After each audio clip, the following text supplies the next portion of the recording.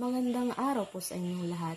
Ako po si May Angie Makawili, 16 na taong gulang, at nandito po ako ngayon para magpahayag sa talumpating pagmamahal o love sa wikang Ingles.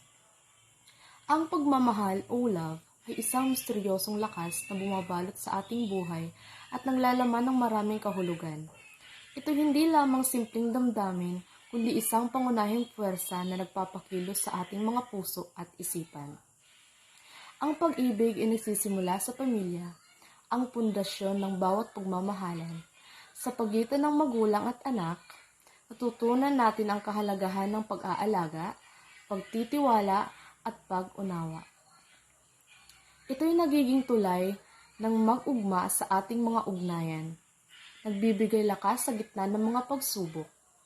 Sa pakikipagkaibigan, natutunan natin ang halaga ng suporta at pagbibigay. Ang mga kaibigan ay nagiging katuwang sa mga paglalakbay ng buhay sa kanilang mga simpleng tawa at pagdamay at mas nagiging makulay ang ating paglalakbay.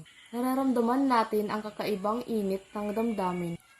Subalit sa romantikong pagmamahal, nararanasan natin ang kakaibang init ng damdamin. Ito'y nagbubuwas ng pinto sa isang makulay na daigdig ng mga emosyon. Ngunit, hindi rin ito laging madali.